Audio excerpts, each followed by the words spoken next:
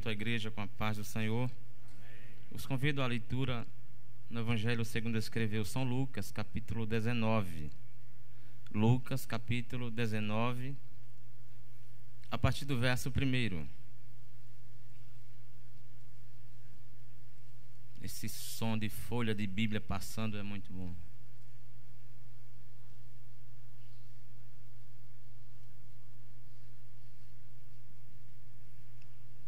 Leiamos.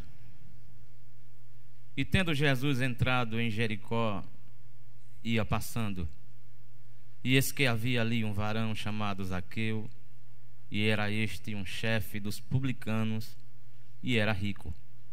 E procurava ver quem era Jesus, e não podia, por causa da multidão, pois era de pequena estatura.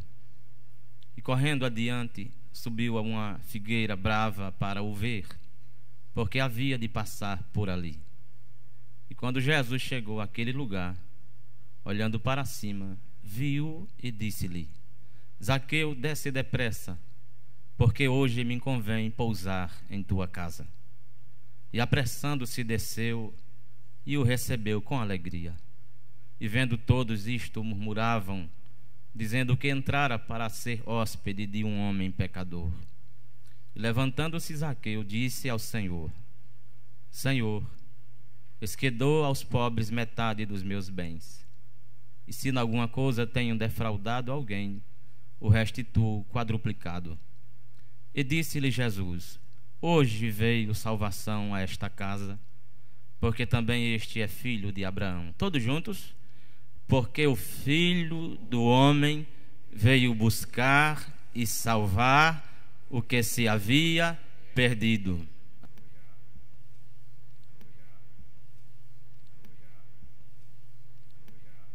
Eu quero convidar a igreja, todos presentes, a esta reflexão. Nós estamos diante de um texto com um teor histórico muito forte, porque se refere a dias históricos reais vividos, onde Jesus estava em pleno desenvolvimento do seu ministério, e cada olhar, cada fala, cada instante que Jesus vivia, se movia, representava coisas extraordinárias. E a gente pode ver isso nos pequenos detalhes que a revelação do Evangelho nos dá. Aquele que quer conhecer Jesus deve ler os Evangelhos. E uma vez lendo os Evangelhos, descobrirá que aquele Jesus histórico é o Messias, o Filho de Deus. E que em cada instante desta fase, deste tempo, da revelação do Filho de Deus encarnado, traz lições extraordinárias. E esse texto diz exatamente essas coisas. Primeira coisa que a gente deve entender aqui é que Jesus, por estar no corpo, ele estava dentro do tempo. Jesus estava no tempo. Ele é Deus, mas a encarnação deu a ele essa prerrogativa de trabalhar dentro do tempo, pois estava num corpo. E a gente não sabe dizer exatamente em que altura do seu ministério esses fatos aqui revelados no texto se encaixa. A gente não pode dizer com precisão. Mas há um espírito urgente aqui nesse texto. Desde o capítulo 18 e no capítulo 19, há um espírito de urgência aqui. Pois, por exemplo, no capítulo 18, a partir do verso 35, fala que Jesus chegou perto de Jericó e estava ali um cego assentado junto ao caminho, mendigando. E ele ouviu o barulho da multidão e, sem saber o que ou do que se tratava, perguntou a alguém: o que é que está acontecendo. Verso 37 diz: e disseram-lhe que Jesus Nazareno passava. Por favor, diga comigo, passava. Ora, se ele passava, então ele não estava estático, ele passava. A gente pode pressupor que se ele passava, não tinha intenção de ficar, mas ele passava. E se a gente vai para o capítulo 19, está escrito assim: tendo Jesus entrado em Jericó, ia passando. A gente precisa discernir o tempo e o espírito do nosso tempo, porque tem muita gente que não está respondendo, e é preciso responder no tempo de Jesus, porque Jesus está passando. Tem muita gente que se senta nos gabinetes de pastorais para buscar conselho ou para dizer alguma coisa, nos consultórios médicos, psicológicos, psiquiátricos, e traz seu material de adoecimento, e na grande maioria das vezes sai culpando todo mundo pelas suas dificuldades. Mas Jesus está passando. Jesus está passando. E Jesus passou na vida dessas pessoas diversas vezes, e não houve uma resposta. E quando a gente não responde no tempo de Deus para a vida da gente, a gente começa a acumular problemas e dificuldades e ficamos inaptos para lidar com a mecânica do existir. Mas Jesus está passando. Jesus está passando. E você precisa ser inteligente. E você precisa responder. A gente precisa discernir que não há culpa em ninguém. Eu preciso responder, porque Jesus está passando. Jesus está passando. Porque senão a gente vai achar que Jesus só passa para o outro, mas ele passa para mim também. Eu quero dizer a você que Jesus passa para você também. Está passando hoje aqui. Voltando ao capítulo 18, diz que o cego, quando ouviu que Jesus ia passando, ele entendeu. Era cego, mas ele não era besta, muito inteligente. Ele vai passando, ele está passando. Então o cego discerniu que ele precisava responder com urgência. Então, quando ele ouviu falar essa expressão que Jesus estava passando, levantou-se num salto e começou a gritar, sem saber exatamente em que direção gritar, mas ele começou a gritar porque entendeu que aquela seria a última passagem de Jesus pela cidade de Jericó. E se ele está passando, é o meu momento. Levantou-se e começou a gritar: Jesus, filho de Davi, tem misericórdia de mim. Alguém disse assim: cala a boca, porque tem grito que incomoda, é ou não? Tem grito que incomoda, tem clamor que incomoda, e se não incomodar, tem algum problema. Todo clamor, toda busca angustiante, mas legítima, incomoda. Se você quiser gritar por Jesus aqui, você pode gritar, porque Ele está passando e Ele vai lhe ouvir. E o seu grito não vai incomodar hoje aqui, porque aqui estão os buscantes e aqueles que também sabem gritar por Jesus. Quem é que sabe clamar por Jesus aqui? Quem já passou por esse momento aqui? Pronto, você está em casa, pode gritar, pode clamar. Mas só que incomodou alguém, e alguém disse assim: cala a boca, Ele não vai te ouvir. Como se alguém tivesse a condição de eleger pelos seus próprios valores quem Jesus vai ouvir e quem Jesus não vai ouvir. Quem é o homem para dizer quem Jesus deve ou não deve ouvir? Ele ouve a todos, desde que a dor seja legítima, a angústia tenha o seu lugar de veracidade. Jesus está aqui e vai ouvir o teu clamor. Porque alguém disse assim: cala a boca. É fácil ir dizer isso porque a dor não era dela, né? Eu acho que o cego disse assim: é fácil para você mandar eu me calar. O cego aqui sou eu. Você consegue ver A dor é minha e não é sua. Para você é fácil mandar eu me calar. Aí o cego, em vez de calar, aumentou ainda mais o volume, o pitoco do rádio. Porque a Bíblia diz que ele gritava ainda mais. Isso é uma capacidade, um poder psicológico, emocional, um controle. Isso é um coração muito decidido do que quer. Saiba que quando você tem uma demanda e apresenta ela diante de Deus e se posiciona em relação a isso, isso será atestado se teu coração está decidido ou não. E aquele cego disse: você pode dizer para mim o que você quiser, mas eu sei que a cegueira é minha, a dor é minha, e ele está bem ali, e eu vou gritar e ele vai me ouvir.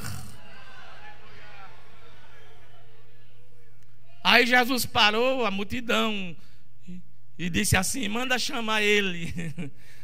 Manda chamar ele. Eu creio na ironia do Evangelho. Está cheio aqui nos textos. Que é possível que Jesus tenha chamado aquele mesmo que mandou o cego se calar. Ele disse: vai chamar ele. E assim o cego foi curado, quando alguém teve que levá-lo à presença de Jesus.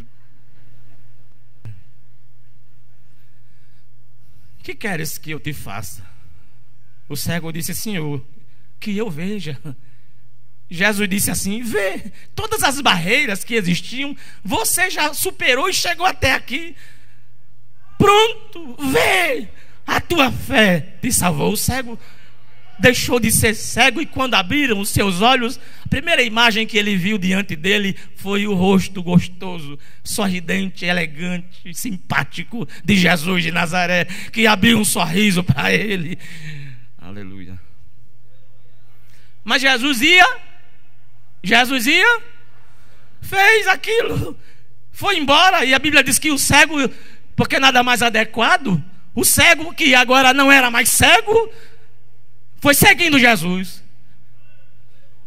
Nada mais adequado do que receber a bênção e seguir o abençoador, não é? Isso aqui não é esse tipo de evangelho que tem por aí, de fisiologismo, de bênção, coisas temporais, fisiológicas, materiais, essa coisa barata que se oferece assim, fazendo do evangelho mercadoria.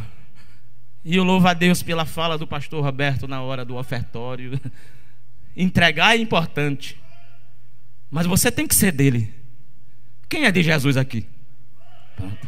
Por isso que você não pode reter, porque você é dele, e tudo que chegar até você também é dele. Você não pode reter. Se você insistir em ficar com uma coisa que Deus não lhe deu, Ele tirará de você uma coisa que Ele lhe deu. Quem entendeu, diga amém.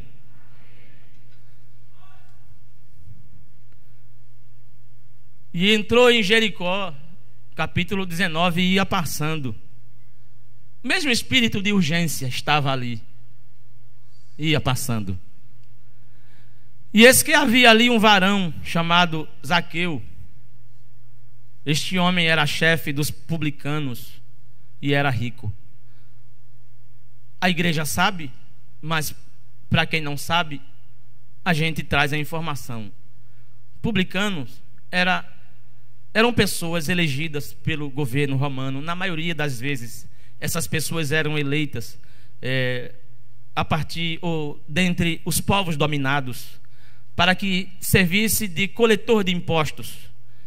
E na grande maioria das vezes eram eleitas pessoas dentre os povos dominados para colher os impostos romanos, porque essa pessoa conhecia a cultura, conhecia o jeito de ganhar dinheiro, de esconder dinheiro, de guardar dinheiro, e a forma como a cultural como as pessoas lidavam com o dinheiro. Portanto, essas pessoas eram elegidas ali, e esse homem, Zaqueu, ele foi levantado para esta função. Era uma função bem paga, e também era uma função que dava ao indivíduo uma notoriedade social muito grande, um poder de infiltração social muito grande.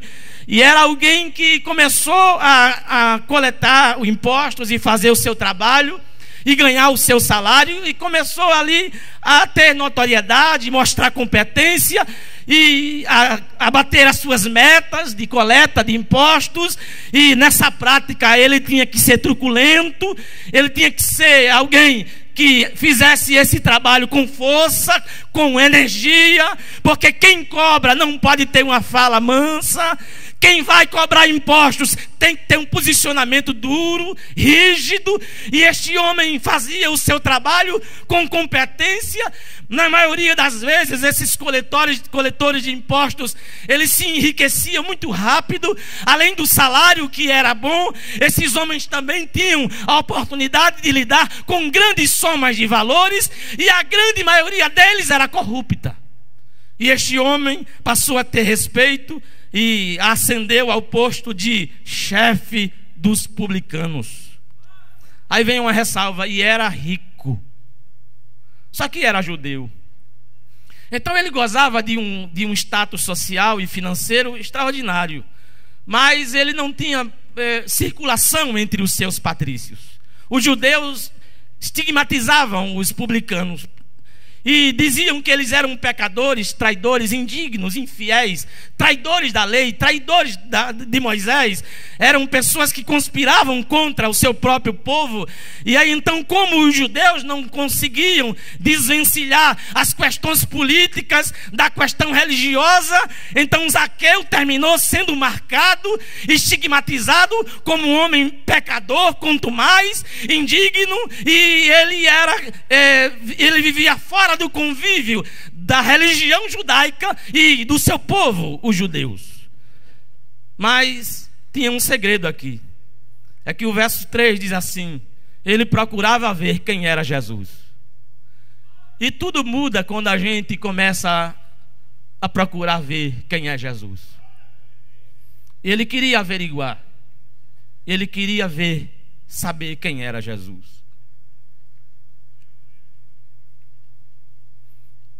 Em 1989, a minha vida mudou quando eu fui procurar ver quem era Jesus. No meio da multidão, num culto ao ar livre, na Praça Antônio Vitalino, eu estava ali tentando ver quem era Jesus. Minha mãe tinha dito algumas coisas, eu ouvia muitas coisas. Eu tinha tido uma experiência incipiente na minha infância, primeira infância, segunda infância, adolescência, mas que eu fiquei atravessado e marcado por muitas ideias cristãs, de forma que eu era um produto dessas ideias e dos conceitos cristãos que estavam comigo, mas o coração ainda não havia se aberto de verdade. Eu ainda não conhecia quem era Jesus de verdade. E se aqui tem alguém encharcado de ideias e de conceitos cristãos, mas sente e se percebe que há uma falta, há um hiato, há uma lacuna, eu quero dizer que hoje é o dia de você saber de verdade quem é Jesus, porque Ele está passando hoje aqui. Zaqueu disse: ele está passando, eu quero ver quem é ele. E eu, quando leio isso aqui, eu tenho uma pena dele, cara. Porque a multidão era grande. Aonde Jesus estava, as pessoas vinham de todas as partes com as intenções as mais diversas. Mas aonde Jesus estava, a multidão se alvoroçava. Era muita gente perto, era muita gente querendo tocar. Era difícil. Eu louvo a Deus por esse tempo, porque Jesus, a gente não precisa de multidão. Aonde você estiver ali, aí agora, onde você estiver sozinho, do seu jeito, do seu jeitinho, do seu modo, se o teu coração se abrir e você dizer: Jesus, se revele para mim, eu quero te conhecer. Jesus, eu abro o meu coração hoje. Não há multidão. A multidão hoje representa talvez ideias, filosofias, conceitos religiosos, signifique talvez traumas vividos dentro do próprio universo religioso, porque talvez você um dia já pertenceu a alguma igreja e a sua experiência foi traumática, talvez em um tempo, na convivência com alguém que não lhe entendeu, que não lhe valorizou, ou você não foi maduro o suficiente. Eu não sei por que é que você está atravessado ou de quê, mas eu quero dizer a você, quando o coração se abre de verdade, quando a alma diz e se assume diante de Deus e diz assim: Senhor, que eu não quero ouvir falar, eu quero saber e experimentar de fato quem é você. Jesus irá como está hoje aqui.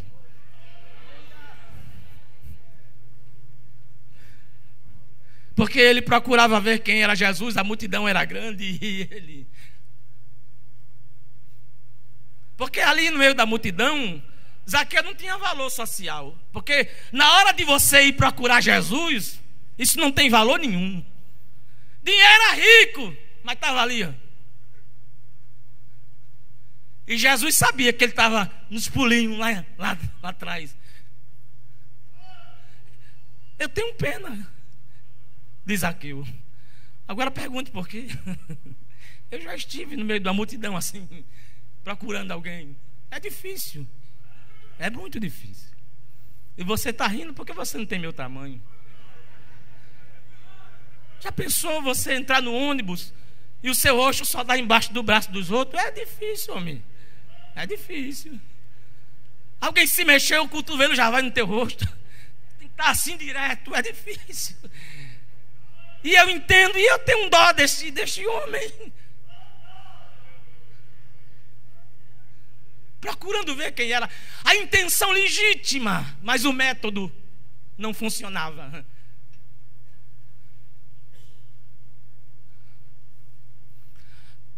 Na vida, é preciso ver que movimento você está fazendo. É preciso averiguar. Vai te levar a quê? Está funcionando? Está dando certo? É a direção de Deus para a tua vida? E o tempo passando.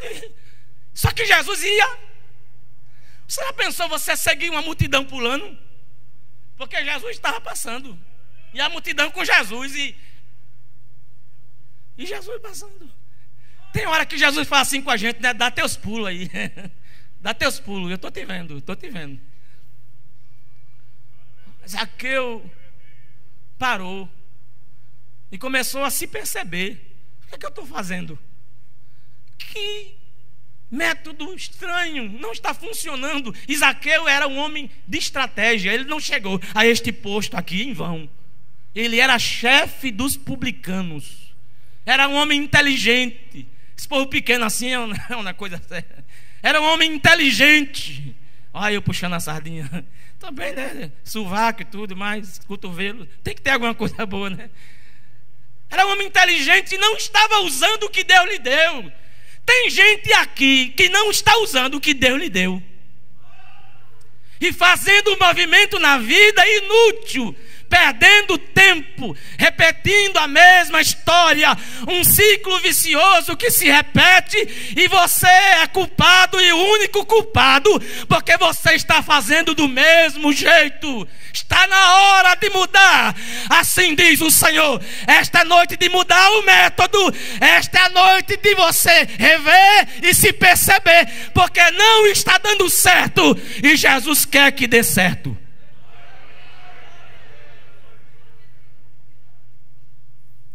Parou e disse: opa, peraí, não está dando certo.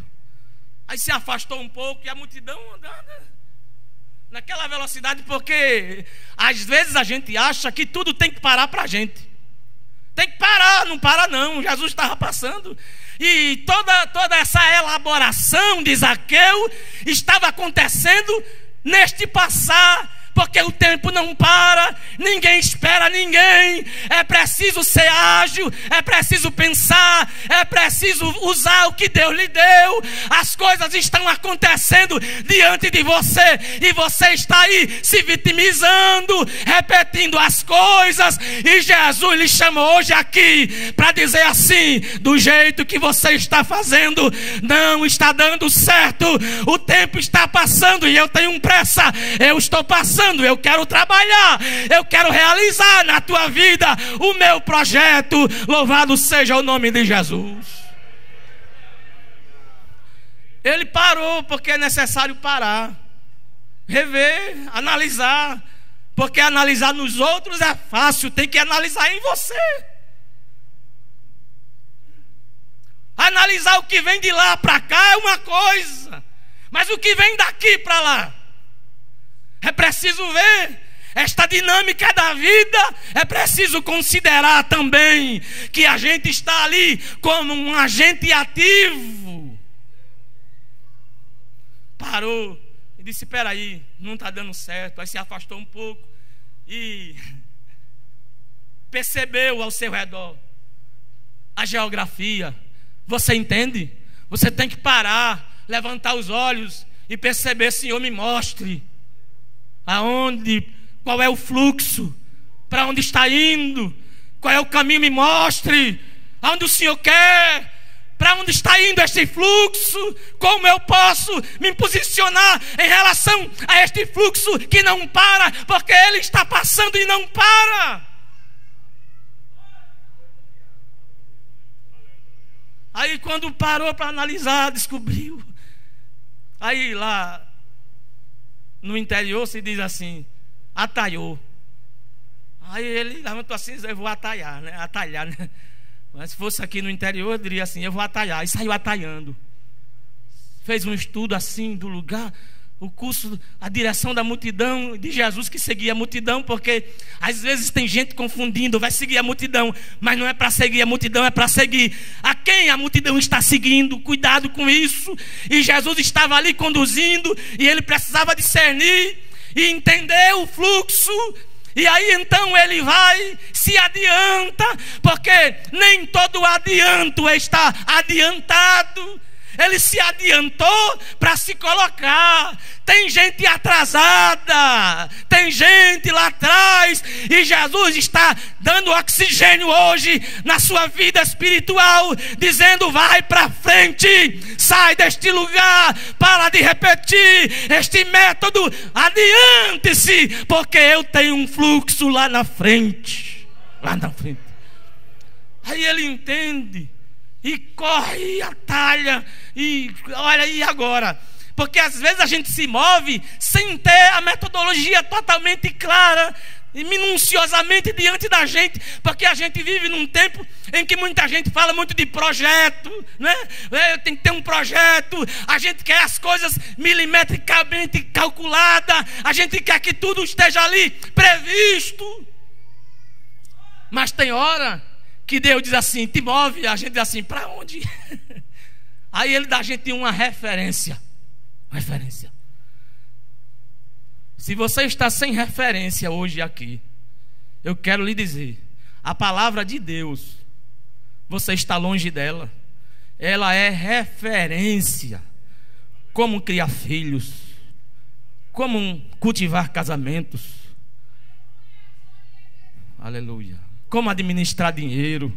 Aqui está tudo aqui, é ou não?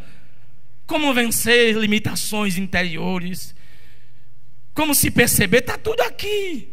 Tem muita gente perdendo a bênção porque não lê a palavra de Deus. Aí ele se adianta, aí sem saber exatamente o que ia fazer. Quando chega no caminho onde ele supõe, porque o texto diz assim, porque ele fica ali e diz assim: porque Jesus ia passar por ali. Quem disse isso a ele?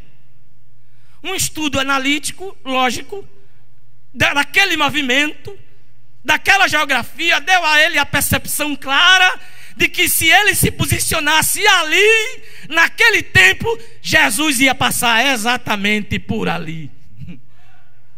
Como explicar isso? Aí ele diz assim: mas Não resolve porque eu continuo pequeno. Me adiantei, corri, mas e agora? Calma.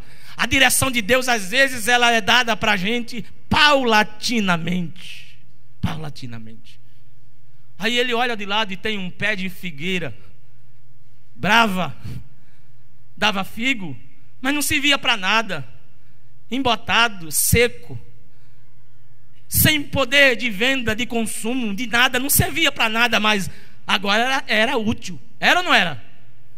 Na beira do caminho nasceu um pé de figueira. Eu não acredito que alguém tenha plantado aquele pé de figueira brava propositadamente. Ninguém vai investir numa plantação de figueira brava. Isso não dá dinheiro, isso não dá resultado econômico. Ninguém plantou aquele pé de figueira brava. Foi Deus quem plantou ali para este dia, para a necessidade de Zaqueu. Quando ele olhou aquele pé que cresceu no meio, na beira do caminho, e depois jogou um galho assim, ó, sobre o caminho. Jogou assim. Cabe direitinho.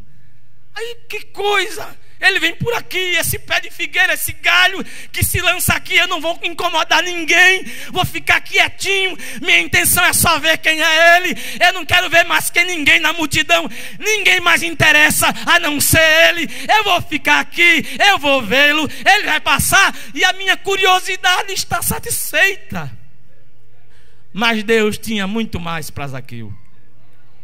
Subiu no pé de figueira brava, sabe? Deve ter tido alguns arranhões, supostamente. Dificuldade para subir, porque se tratava de um homem já de meia idade aproximadamente.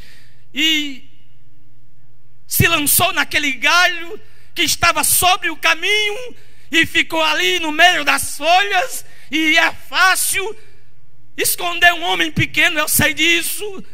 E ele se escondeu ali no meio daqueles galhos e ficou ali.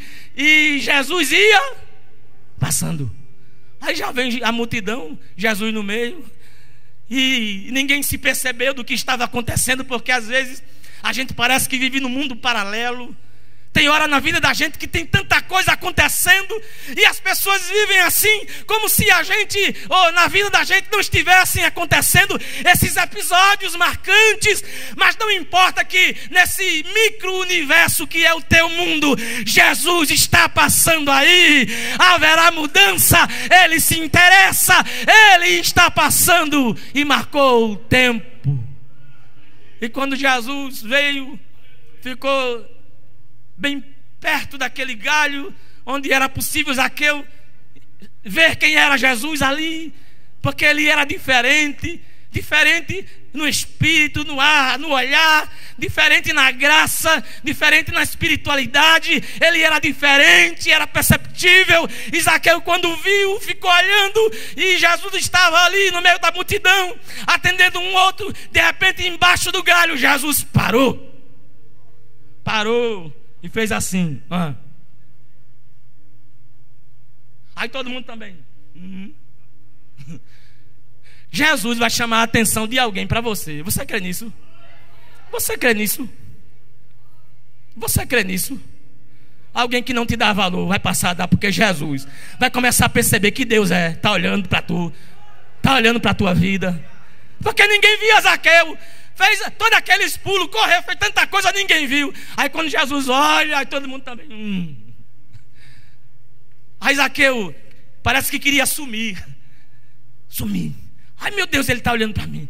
Está olhando para mim. Aí Jesus olhou para ele e disse com essa intimidade divina, quase que mal educada, porque não tinham sido apresentados, mas falava com um tom incisivo, chamando pelo nome e dizendo assim: Zaqueu, oh meu Deus, desce depressa, hoje me convém pousar na tua casa. Desce depressa. Todo mundo olhou, gente, está vendo um homem ali? Sim, eu estou vendo um homem ali, eu sei quem é, conheço o nome dele, conheço a história dele. Vocês não estão vendo, mas ele está ali. Eu coloquei ele neste camarote para que vocês saibam que eu vim buscar e salvar o que se havia perdido.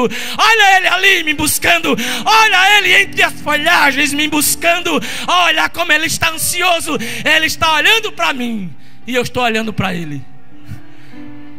Desce depressa.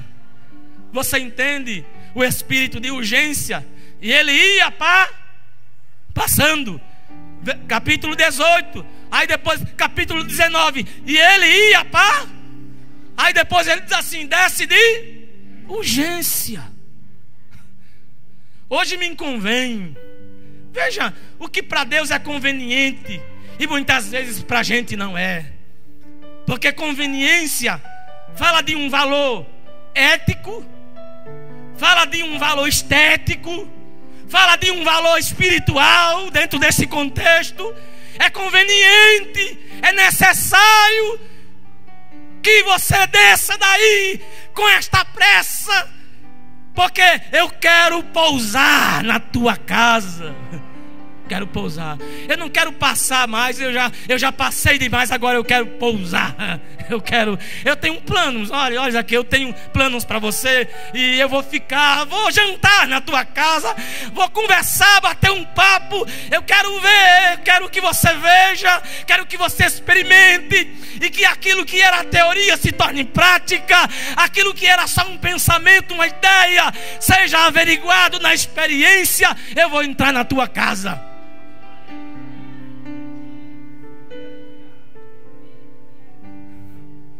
Mas Zaqueu desce depressa sem dizer uma palavra. E agora Zaqueu, sem dizer nada, o coração, ele vai para minha casa. Ele vai para minha casa. E todo mundo sem entender nada. Esse publicano aí, esse ladrão, esse pecador aí, está conduzindo a multidão. Agora que negócio é esse aí? E Jesus vai com Zaqueu, leve, tranquilo. Quando chega na casa de Zaqueu, só entra Jesus, Zaqueu e algumas pessoas que Jesus elege e entram na casa.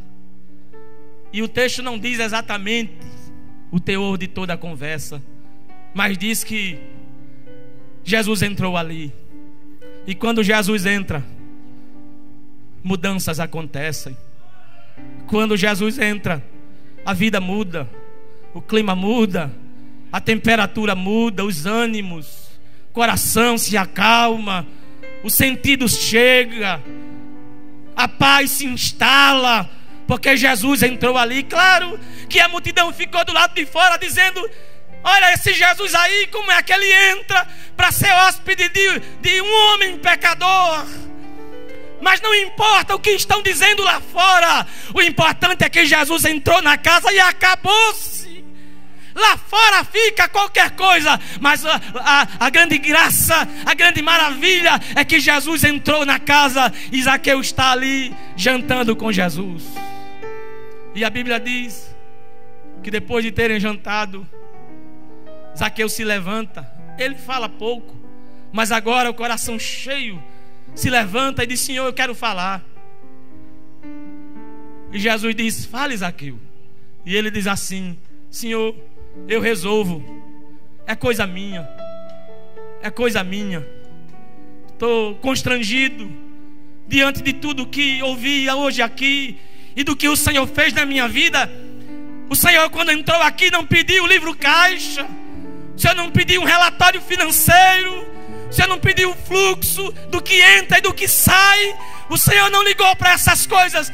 Mas eu decido de mim mesmo dar aos pobres metade dos meus bens. Se em alguma coisa eu tenho sido infiel, desleal com alguém, eu vou devolver 4 vezes mais. Aí Jesus diz assim: hoje veio salvação a esta casa. Hoje. Veja que você percebe de novo: hoje. Por favor, a igreja diga comigo: hoje. Hoje. Por que adiar este encontro tão gostoso? Por que adiar ser feliz? Por que deixar para amanhã algo tão especial que Deus preparou para você hoje? Ele disse a Zaqueu: hoje me convém. E depois disse assim: hoje veio salvação. Portanto, aqui nesta noite também, tão especial quanto foi aquele dia em que Jesus estava ali passando, pois sua presença histórica e física, ela não tem mais poder do que a sua presença hoje aqui, pelo Espírito Santo que nos é dado. Louvado seja o Senhor.